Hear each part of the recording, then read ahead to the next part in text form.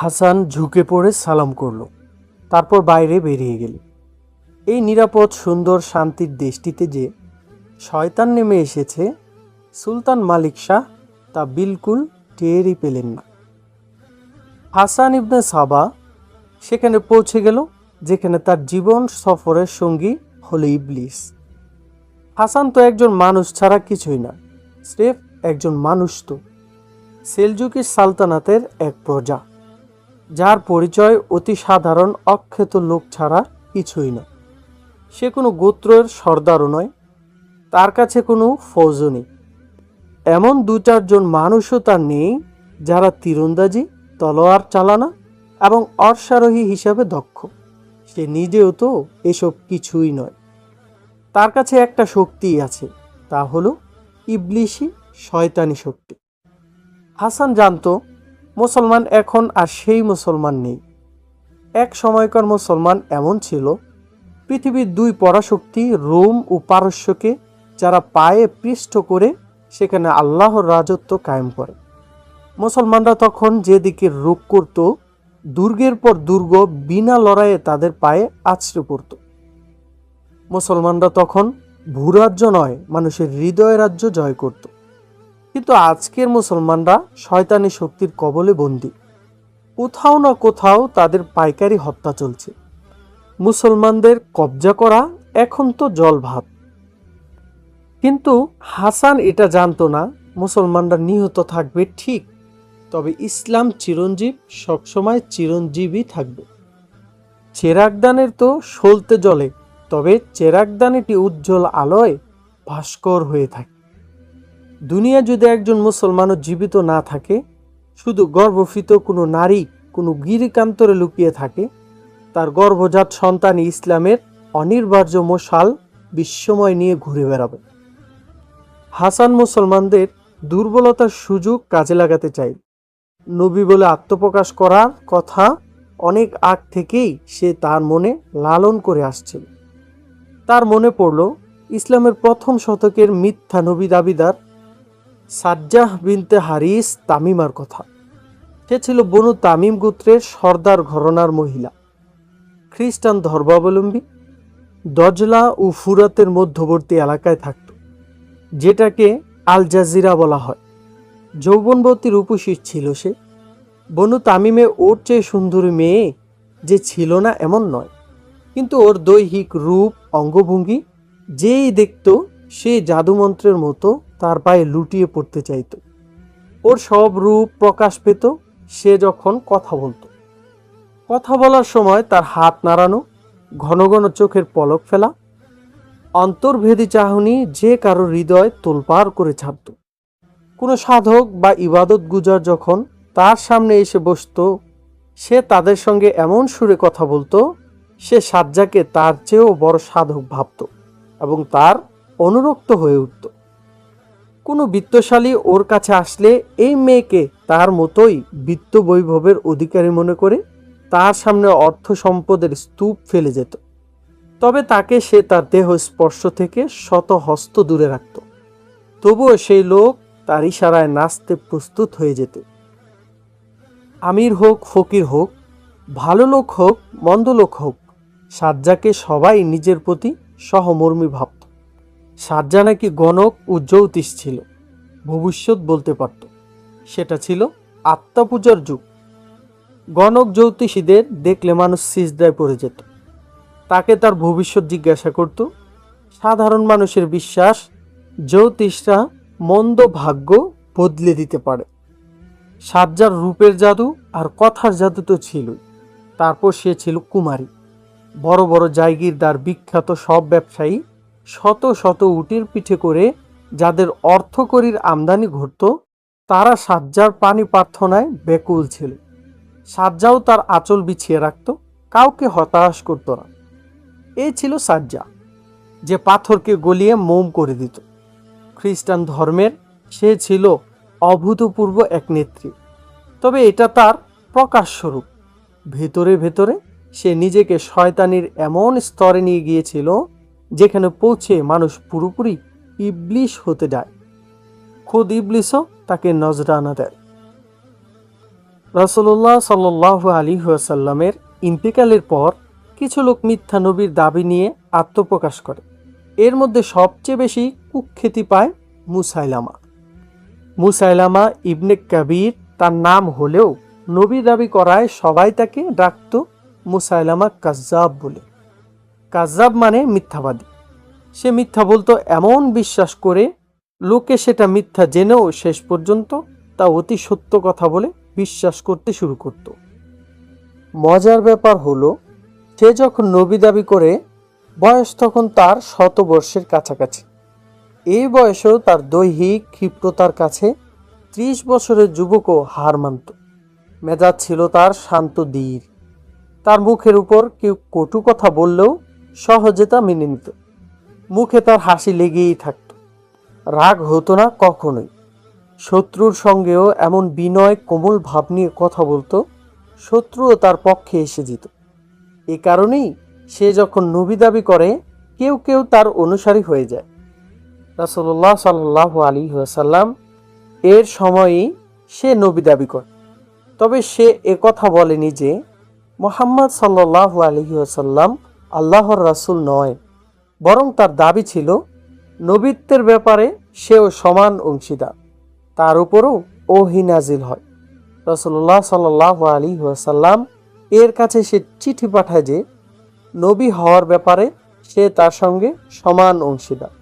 তাই আরবের অর্ধেক তার আর অর্ধেক রাসূলুল্লাহ সাল্লাল্লাহু আলাইহি ওয়াসাল্লামের। রাসূলুল্লাহ সাল্লাল্লাহু আলাইহি ওয়াসাল্লামের কাছে এই চিঠি পৌঁছলে তিনি পাত্রবাহককে বললেন, দূত বা পাত্রবাহককে যদি হত্যা করা অবৈধ না হতো আমি তোমাকে হত্যা করতাম।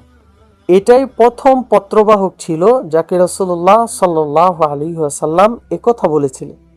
তারপর থেকে কোনো পত্রবাহক বা দূত কোনো খলিফার সামনে অসৌজন্যমূলক আচরণ করলে তাকে ক্ষমা করে দেওয়া হতো। ক্রমেই মুসাইলামার অনুসারীদের সংখ্যা হাজারে পৌঁছতে লাগল। তার মুখের নানান কথা আসমানি বাণী হিসাবে লিখে লিখে প্রচার করতে লাগলো আর বলে বেড়াতে লাগলো এগুলো তার কাছে আসা আসমানি ওহী। রাসূলুল্লাহ সাল্লাল্লাহু আলাইহি ওয়াসাল্লামের বিদায়ের পরপরই মুসাইলামা খোলা ময়দানে নেমে পড়ল।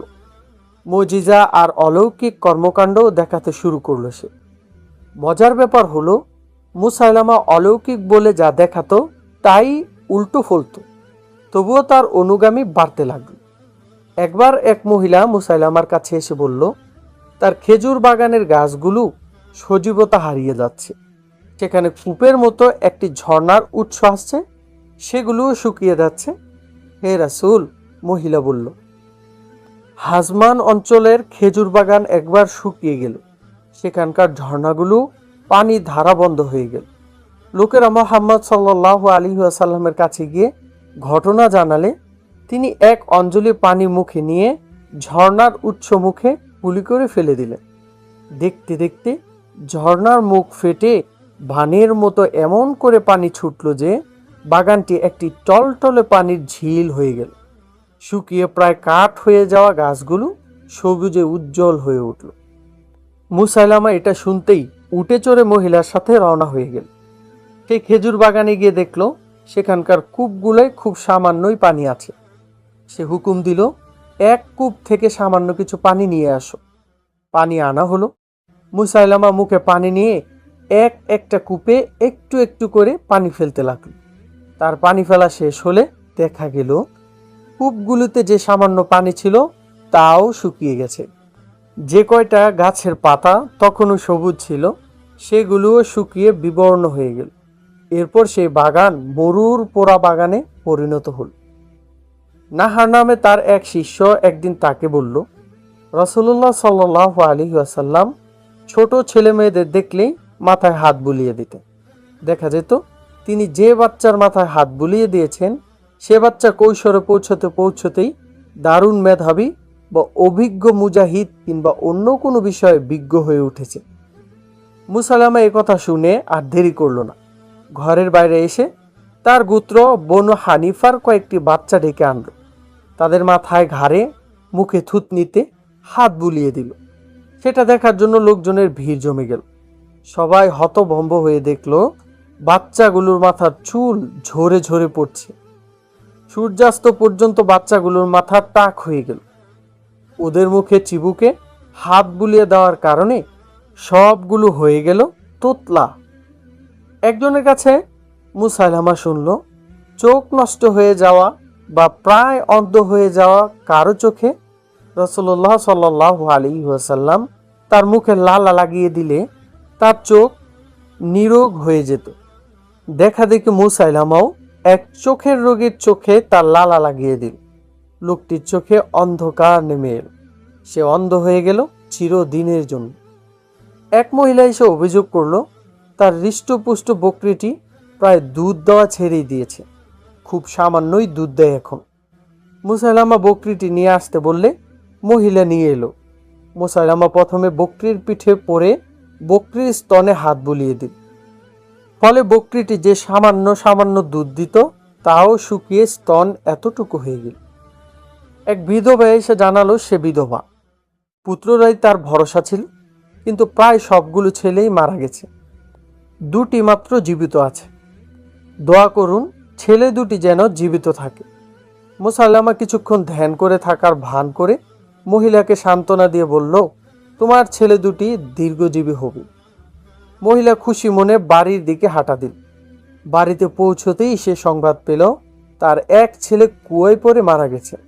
সে রাতেই সর্বশেষ ছেলেটিও হঠাৎ ছটফট করতে লাগলো। কেন এমন হয়েছে কিছুই জানা গেল না।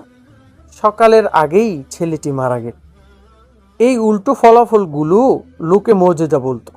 এর কারণ হলো মুসাইলামা এমন বিশ্বাসযোগ্য ভাষায় এসবের ব্যাখ্যা পেশ করত, লোকে তা নির্দ্বিধায় মেনে নিত।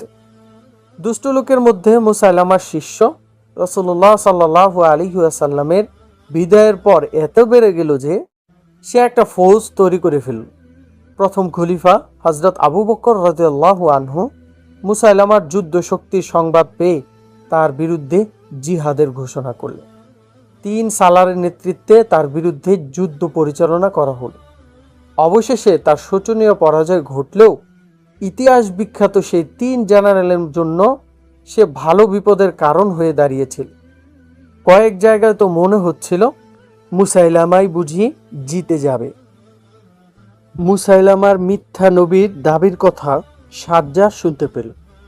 রাসূলুল্লাহ সাল্লাল্লাহু আলাইহি ওয়াসাল্লামের ইন্তেকালের পর সাজ্জার মাথায় এলো, মুসাইলামা যদি এই বুড়ো বয়সে ভণ্ড নবী সেজে এত বড় ফৌজ দাঁড় করাতে পারে, সে কেন নবী হতে পারবে না? নিজ রূপের জাদুর ব্যাপারে তার পূর্ণ আস্থা ছিল। ভালো করেই সে জানত মানুষের মনে কত দ্রুত সে ঝড় তুলতে পারে। এক সকালে সাজ্জা তার গোত্রের লোকদের ডেকে বলল, গত রাতে তাকে আসমানি বাণীর মাধ্যমে নবী করা হয়েছে। এই বলে সে একটা আসমানি বাণী শুনিয়ে দিল। এর মাধ্যমে সে তার পূর্ব খ্রিস্ট ধর্ম ত্যাগ করল। লোকজন তো আগ থেকে তার জন্য জান পাগল ছিল। তারা তার এ কথায় প্রভাবিত না হয়ে পারল না। তার গোত্রের সর্দাররা আগ থেকেই তার পাণিপ্রার্থী ছিল। সেই সর্দাররা সর্বপ্রথম তার হাতে শিষ্যত্ব গ্রহণ করল।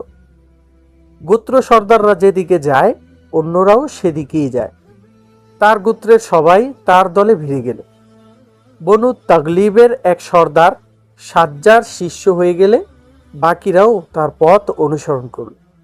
বনু তামিমের এক সর্দার ইবনে হুবাইরা সাজ্জার মুরিদ হয়ে গেলে পুরো বনু তামিম সাজ্জাকে নবী বলে মেনে নিল। সাজ্জা এভাবে বিভিন্ন গোত্রের সর্দারদের হাত করতে লাগল। খুব অল্প সময়ের মধ্যেই বেশ কয়েকটি গোত্র তাকে নবী মেনে নিল। বিশ্বাসগত দিক দিয়ে দুর্বল শ্রেণীর কিছু মুসলমানও ধর্মান্তরিত হয়ে সাজ্জার অনুসারী হয়ে গেল। তারপর সাজ্জা মুসাইলামার মতো এক ফৌজ তৈরি করে মদিনায় হামলার সিদ্ধান্ত নিল। তার এক পরামর্শদাতা মালিক ইবনে নুমাইরা তাকে মদিনায় হামলা করতে নিষেধ করল। পরামর্শ দিল, যেসব গোত্র তাকে নবী বলে মানেনি তাদের উপর হামলা করা হোক। সাজ্জা এভাবে গোত্রে গোত্রে ত্রাস সৃষ্টি করতে লাগল। হযরত আবু বকর রাদিয়াল্লাহু আনহু সাজ্জাকে শায়েস্তা করার জন্য খালিদ ইবনে ওয়ালিদ রাদিয়াল্লাহু আনহুকে পাঠালেন। সাথে ছিলেন শরাহবিল ইবনে হাসানা ও ইকরামা রাদিয়াল্লাহু আনহুমা। খালিদ রাদিয়াল্লাহু আনহু এ সময় খবর পান তাকে লড়তে হবে দুটি সংগঠিত ফৌজের বিরুদ্ধে। তাই দুশমনের রণশক্তি ও গতিবিধি জানার জন্য তিনি গুপ্তচর লাগিয়ে দিয়ে অভিযান কিছুদিনের জন্য মুলতবি করে রাখলেন। এদিকে মুসাইলামা বুঝল একা লড়তে গেলে সহজেই তার হার নিশ্চিত হয়ে যাবে। তাই সে সাজ্জার কাছে খবর পাঠাল সে তার সঙ্গে সাক্ষাৎ করতে চায়। আসলে সে চাচ্ছিল সাজ্জাকে তার দলে ভিড়িয়ে সাজ্জার নবিত্ব খতম করে দিক। সাজ্জা মুসাইলামাকে তার কাছে নিমন্ত্রণ করল। মুসাইলামা তার সঙ্গে অত্যন্ত বিচক্ষণ ও তীর তলোয়ার চালনায় অতি দক্ষ 40 জন শিষ্য নিয়ে গেল। সাজ্জার নানান গুণপনা ও তার জাদুকরী রূপের কাহিনী মুসাইলামা জানত। মুসাইলামার সাথে করে বিশাল এক বাহিনী তাঁবুও নিয়ে নিল। এর সঙ্গে রইল শরাব কাবাবের আয়োজন, রং বেরঙ্গের ফানুস ও সর্বোচ্চ ভোগবিলাসের নানা রকম ব্যবস্থা। তার সাথে এক ধরনের সুগন্ধি নিয়ে গেল, সেটা যে কারো চিন্তা শক্তি জ্ঞান বুদ্ধি ভোতা করে দেওয়ার জন্য যথেষ্ট ছিল। এক খেজুর উদ্যানে সাজ্জা ও মুসাইলামার সাক্ষাৎ হল। মুসাইলামা শুনেছিল সাজ্জার মধ্যে এমন কিছু আছে যা পাথর গলিয়ে মোম বানিয়ে ফেলে। কিন্তু সে যখন সাজ্জার সামনে গেল তখন সে মনে মনে একটা ধাক্কা খেল। সাজ্জার ব্যক্তিত্ব তার ধারণার চেয়ে আরো অনেক বেশি জাদুময়। খোলা ময়দানে এই জাদুকারিনীর মোকাবেলা করা সহজ কাজ নয়, এই আশঙ্কা সে আগেই করেছিল। এজন্য সে সাজ্জাকে প্রভাবান্বিত করার জন্য অন্যরকম সাজসজ্জা নিয়ে এসেছে। কুশল বিনিময়ের পর সে সাজ্জাকে বলল, তাঁবুতে চলো। সাজ্জার মতো মহিষী নারীর এখানে বসে কথা বলাটা মানায় না। বয়স অভিজ্ঞতা চতুরতা সবই ছিল মুসাইলামা। কথায় কথায় সে সাজ্জাকে এত উপরে উঠালো যে সাজ্জা তার প্রতি আগ্রহী হয়ে উঠল এবং উঠে মুসাইলামার তাঁবুতে চলে গেল। তাঁবুর ভেতরের বিচিত্র ধরনের আয়েশমত্ত বিলাস সামগ্রী দেখে তার মধ্যে অন্যরকম প্রতিক্রিয়া দেখা গেল। সে অনুভব করল তার মাথার মধ্যে কেমন কেমন যেন নরম অনুভূতি হচ্ছে। এটা ছিল সেই সুগন্ধির ক্রিয়া। তাঁবুর ভেতর খাটে মেঝেতে বসানো ছিল তুলতুলে রেশমের বিছানা। সাজ্জাকে নিয়ে সে বিছানায় বসালো। তোমাকে এখানে আমি একটা মহৎ উদ্দেশ্যে এনেছি, মুসাইলামা সাজ্জাকে বলল। হে নবী, এই খিমায় এসে আমার কাছে অন্যরকম লাগছে। মনে হচ্ছে এখান থেকে বুঝে আমি বের হতে পারবো না। আপনার মহৎ উদ্দেশ্যটা কি বলবেন? সাজ্জা জিজ্ঞাসা করল। আমার একটা ইচ্ছা আছে, এমনভাবে বলল মুসাইলামা যেন সে সাজ্জার খুব ভক্ত। আমি তোমার কথা শুনতে চাই। শুনেছি তোমার কথায় এমন মিষ্টি জাদু আছে, শুনলে দুশমনও তোমার পায়ে পড়ে মাথা ঠুকে। আমি চাই আপনি কিছু বলুন। তোমার সামনে আমি কি কথা বলতে পারবো? তাজা কোনো বাণী নাজিল হয়ে থাকলে সেটা শোনান। মুসাইলামা উঠে সাজ্জার শরীরের সঙ্গে শরীর লাগিয়ে বসল। তারপর এমন এক অশ্লীল কথা শোনালো, সাজ্জার শরীর কেঁপে উঠল। সঙ্গে সঙ্গে মুসাইলামা সুযোগ গ্রহণ করল। সাজ্জার শরীরে সুরসুরি দিতে লাগল। মুসাইলামা সাজ্জার ঠোঁটে দেহ ভেজা হাসি ফুটে উঠতে দেখল, যেটা একটু আগেও দেখা যায়নি। মুসাইলামা জানত রূপ যৌবনে ভরা সাজ্জার শরীর এখনো পুরুষের স্পর্শ পায়নি। নবী দাবি করার কারণে প্রকাশ্যে কোনো পুরুষ তার সঙ্গে শারীরিক সম্পর্ক রাখার কথা চিন্তাও করত না। আর তার শিষ্যরা তার শরীর পবিত্র মনে করে পূজার যোগ্য মনে করে। তবুও তো সে একজন নারী। কামনা বাসনা ইন্দ্রিয় উত্তেজনা তার অবশ্যই আছে। তার এক অশ্লীল কথায় সাজ্জার চেহারাতেই সেটা ফুটে উঠেছে। মুসাইলামা তারপর আসমানি বাণীর নাম করে লেখার অযোগ্য এমন অকথ্য আর নষ্টামির কথা বলতে শুরু করলো যে সাজ্জার শরীর এতে উত্তেজিত হতে শুরু করল। সঙ্গে সঙ্গে সে সাজ্জার রূপের প্রশংসা করল এবং তাকে নবী হিসাবে মেনেও নিল। সেই চেতনা লোপকারী সুগন্ধি তুলতুলে রেশমের স্পর্শ আর মুসাইলামার এসব কথা তাকে নবীর আসন থেকে সরিয়ে সাধারণ এক কামাতুর রূপসী নারীতে নিয়ে এলো। মুসাইলামা সাজ্জার লাল হয়ে যাওয়া চেহারা আর উত্তপ্ত শ্বাস প্রশ্বাস অনুভব করল। এই বয়সেও মুসাইলামার অঙ্গভঙ্গি কোনো যুবকের মতোই দেখাচ্ছিল। মনে হচ্ছিল তার শরীরের কোনো অঙ্গেই বয়সের দীর্ঘ ছাপ ফেলতে পারেনি। সাজ্জা আর নিজেকে ধরে রাখতে পারল না। মুসাইলামার একটি হাত তার দু হাতে নিয়ে বুকে চেপে ধরল। আমার একটা কথা শোনো, চলো আমরা বিয়ে করে ফেলি, মুসাইলামা বলল। সেটা কেন? আমার শরীরটা কি আপনার এতই পছন্দ? শরীরের কথা বলো না। নবীর সম্পর্ক শরীরের সাথে হয় না, আত্মার সাথে হয়। আমি জানি তোমার দেহ মন তৃষ্ণার্ত, কিন্তু আমার কথা হলো আমরা দুজনই নবী। আমাদের ফৌজ যদি আলাদা আলাদা মুসলমানদের মোকাবেলা করে আমরা দুজনেই হেরে যাব। আর যদি আমরা এক হয়ে যাই সারা আরব আমরা দখল করে নিতে পারব। শুধু মুসলমানরাই তো আমাদের নবীত্ব মানছে না, ওরাই আমাদেরকে খতম করতে চায়। এর প্রতিকার হলো মুসলমানদেরকে আমরা খতম করে সারা আরব দখল করে নেব আর অন্যান্য রাজ্যে হামলা চালিয়ে দূর দূরান্ত পর্যন্ত আমাদের ধর্ম ছড়িয়ে দেব। এ কথা শুনে সাজ্জার ভেতরের শয়তানি তাকে আরো শক্ত করে চেপে ধরল। সাজ্জা নিজের সব দৈহিক মানসিক অস্ত্র মুসাইলামাকে সঁপে দিয়ে জানালো এখনই সে তাকে তার স্ত্রী করে নিল। মুসাইলামার মতো সাজ্জাও সঙ্গে করে সমান সংখ্যক অস্ত্রশস্ত্র শিষ্য নিয়ে এসেছিল। বিশাল তাঁবুর দুই দিকে দুই দল দাঁড়িয়ে ভাবছিল তাঁবুর ভেতরে দুই নবীর মধ্যে যে আলোচনাই হোক সে আলোচনা সফল হবে না ব্যর্থ হবে, কারণ এক খাপে দুই তলোয়ার থাকতে পারে না। এরপর হয়তো লড়তেও হতে পারে, কিন্তু তাঁবুর ভেতর যে খেলা চলছিল তা তারা জানবে কি করে বা কল্পনাও করবে কি করে। কোনো ঘোষণা, প্রথা পালন এবং অনুষ্ঠান ছাড়াই সাজ্জা মুসাইলামার স্ত্রী বনে গেল। তাঁবুর ভেতরেই চলল মধুসজ্জা। সাজ্জা তার দেহ মন নারীত্ব সবই মুসাইলামার কাছে সঁপে দিল। 3 দিন 3 রাত তারা তাঁবু থেকে বের হলো না। বাইরে থেকে শুধু মদ আর খাবারই তাঁবুতে পৌঁছল। বাইরে দুই দলের সৈন্যরা ভালো মুসিবতে পড়ল। আরে হচ্ছেটা কি? 4র্থ দিন দুজন তাঁবু থেকে বের হলো। সাজ্জা যখন তার লোকদের দেখল লজ্জায় তার মুখ নুয়ে পড়ল। মাথা নিচু করে সাজ্জা তার লোকদের মধ্যে গিয়ে পৌঁছালো। তার দলের উপরন্ত লোকেরা তাকে জিজ্ঞাসা করলো আলোচনার ফলাফল কি দাঁড়ালো? আমি মুসাইলামার নবীত্ব মেনে নিয়েছি, তিনি সত্য নবী, তাই তাকে আমি বিয়ে করেছি। এখন নবী আমি না তিনি তা মোটেও ধর্তব্যের ব্যাপার নয়। বিয়ে তো হলো, কিন্তু বিয়ের মোহর কি দেওয়া হলো? তাকে একজন জিজ্ঞাসা করল। ও, মোহরের কথা তো আমার মনেই ছিল না। এই জবাব দিয়ে সজ্জা চোখ নামিয়ে নিল লজ্জায় অনুতাপে।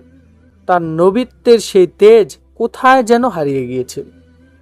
এক উপদেষ্টা তাকে পরামর্শ দিল, কোনো নারী কোনো পুরুষকে বিবাহ বন্ধনে নিজেকে সঁপে দেওয়ার আগে একটা মোহর নির্ধারণ করে নেয়। তাই আপনি ওনার কাছে গিয়ে মোহর নির্ধারণ করে আসুন। মুসাইলামা যদি সাজ্জাকে তার স্ত্রী করে থাকতো তাহলে তো তাকে তার সঙ্গে স্ত্রীকে নিয়ে যাওয়ার কথা ছিল, কিন্তু মুসাইলামা তাকে সে মর্যাদা থেকে বঞ্চিত করে তার দলের কাছে পাঠিয়ে দিল। সাজ্জার উপদেষ্টারা তাই সাজ্জার এই আচরণে বেশ দুশ্চিন্তায় পড়ে গেল। তাকে বারবার বলল মুসাইলামার কাছে গিয়ে যেন মোহর নিয়ে আসে। মুসাইলামা সাজ্জাকে বিদায় করে দিয়ে খুব দ্রুত সে তার কেল্লায় পৌঁছল। তোমরা সবাই সতর্ক থেকো। মুসাইলামা তার কেল্লায় পৌঁছে তার ফৌজ ও লোকদেরকে বলল, সাজ্জার সাথে আমি কি করেছি না করেছি তোমাদের তা বলছি আমি। হয়তো এতে তার শিষ্য ও সঙ্গীরা ক্ষেপে উঠবে। এমন হলে তারা আমাদের উপর অবশ্যই হামলা চালাবে।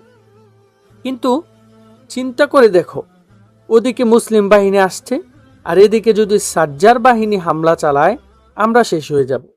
কেল্লার দরজা সব সময় বন্ধ করে রাখ। কেল্লা খুব বড় ছিল না। মুসাইলামার বাড়ি এত বিশাল ছিল যে সেটাই একটা কেল্লার মতো ছিল। কেল্লা বন্ধ করে দেওয়া হলো। পরদিন সাজ্জা সেই কেল্লার বাইরে এসে উপস্থিত হয়ে বলল, মুসাইলামাকে খবর দেওয়া হোক তার স্ত্রী সাজ্জা এসেছে। মুসাইলামা খবর পেয়ে ভয় পেয়ে গেল কারণ সাজ্জার সঙ্গে এখন কোনো কথা হয়নি যে সে পরদিন এখানে চলে আসবে। সাজ্জার সঙ্গে যে কিছু সশস্ত্র লোক আছে তাও তাকে জানানো হল। দরজা খুলতে বলুন, ভেতরে আসবো আমি। সাজ্জা উঁচু গলায় বলল, এখন তোমার ভেতরে আসা ঠিক হবে না। কেন এসেছো তাই বলো। আমার মোহর নিতে এসেছি। এত তাড়াহুড়া করে বিয়ে হয়েছে যে মোহরের কথা আমার মনেই এলো না। তাহলে শোনো, মুহাম্মদ সাল্লাল্লাহু আলাইহি ওয়াসাল্লামের উপর খোদা 5 ওয়াক্ত নামাজ ফরজ করেছেন। আমি এখন খোদার রাসূল। তোমার শিষ্য ও ফৌজের জন্য তোমার মোহর স্বরূপ ফরজর ও এশা এই 2 ওয়াক্তের নামাজ মাফ করে দিলাম। ফিরে গিয়ে ঘোষণা করিয়ে দাও, তোমার মোহর স্বরূপ 2 নামাজ মাফ হয়ে গেছে। সাজ্জা ফিরে চলল। তার দেহরক্ষীর সঙ্গে শীশ ইবনে রবি নামে এক ঘোষক ছিল। সে কিছুটা অপমানিত হলো। সে বুঝে গেল মুসাল্লামা তাদের সঙ্গে বড় লজ্জাজনক আচরণ করেছে। সাজ্জার বিশেষ সঙ্গীদের একজন ছিল আতা ইবনে হাজিব। সে অন্যদের বলল, এক মহিলা নবী নিয়ে আমরা ঘুরে বেড়াচ্ছি, অথচ অন্যদের নবী পুরুষ হয়। তাদের এমন লজ্জায় পড়তে হয় না। মুসাইলামা পরে সাজ্জাকে তার ইয়ামামা এলাকার বেশ কিছু জায়গা করদ এলাকা হিসাবে 1 বছরের জন্য দান করে দিল। কিন্তু মুসলমানরা তা ভাগ করার সুযোগ দিল না তাদের। খালিদ রাদিয়াল্লাহু আনহু তার ফৌজ নিয়ে পৌঁছে গেলেন। মুসাইলামার সাথে বিয়ের কারণে সাজ্জার ব্যক্তিত্ব তার শিষ্যদের মধ্যে খুব দ্রুত খতম হয়ে গেল। তার অতি বিশ্বস্ত ভক্তরাও তাকে ছেড়ে চলে গেল। সাজ্জা যখন দেখল তার কাছে লড়াইয়ের মতো তেমন শক্তি নেই, সে পালিয়ে বনু তগলিবে গিয়ে পৌঁছল। সেখানে গিয়ে সাজ্জা একেবারে নীরব হয়ে গেল। এক নীরব আটপৌরে জীবন যাপন করতে শুরু করল। তার সেই কথার জাদু, রূপের ঝলক দুঃস্মৃতি হয়ে গেল তার কাছে। কেটে গেল অনেক বছর। শুরু হলো আমিরে মুআবিয়া রাদিয়াল্লাহু আনহু এর যুগ।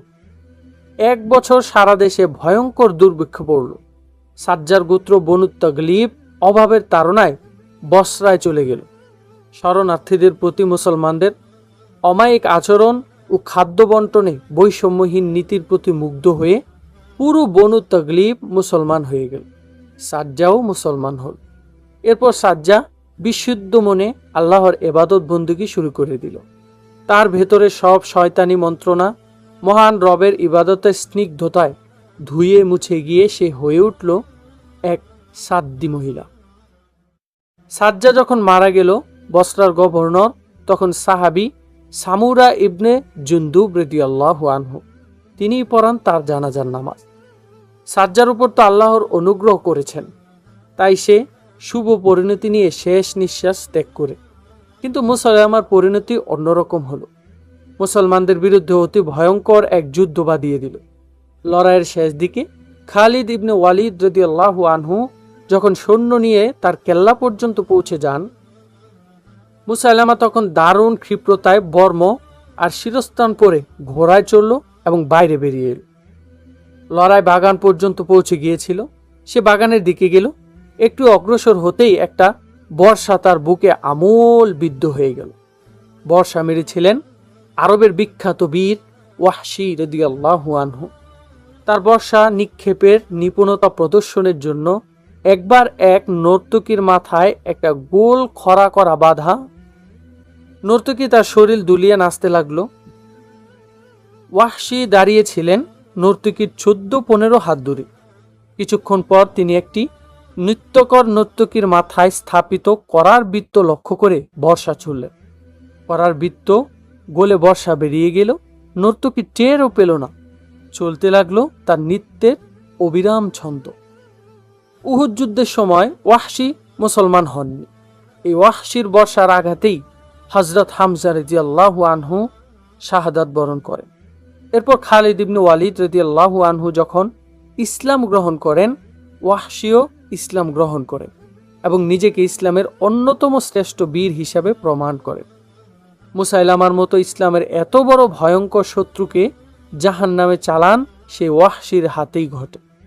অবশ্য তাকে হত্যার ব্যাপারে মদিনার আরেক আনসারীও শরীক ছিলেন। ওয়াহশী রাদিয়াল্লাহু আনহু এর বর্ষা খেয়ে মুসাইলামা ঘোড়া থেকে পড়ে যায়। তখনই সেই আনসারী এসে তলোয়ার দিয়ে তাকে আঘাত করেন। ওয়াহশী রাদিয়াল্লাহু আনহু মুসাইলামার মাথাটি কেটে বর্ষার ফলায় ঝুলিয়ে উঁচু করেন। তারপর ঘোষণা করেন, উহুদের পাপের প্রায়শ্চিত্ত করেছি আমি। তিনি বলতেন, হযরত হামজা রাদিয়াল্লাহু আনহু এর হত্যার মনস্তাপ তাকে সবসময় তাড়িয়ে বেড়াত। মুসাইলামার হত্যার পর তাকে সেই মনস্তাপ থেকে কিছুটা হলেও মুক্ত দিয়েছে। হাসান ইবনে সবার ভাবনায় এসব মিথ্যা নবীদের উত্থান পর্ব ছিল, পতন পর্ব তার মনে উদয় হয়নি। আসলে মানুষ যখন নিজের মধ্যে শয়তানের কর্মকাণ্ড লালন করে, আল্লাহ তখন তার পরিণাম সম্পর্কে তাকে অসাবধান করে দেয়। তাকে ধ্বংসের জন্য তিনি আকাশ থেকে ফেরেশতা পাঠান না, সেই তার পায়ে চলে ধ্বংসের পথে হেঁটে যায়। কিন্তু সে এসব থেকে শিক্ষা গ্রহণ করে না।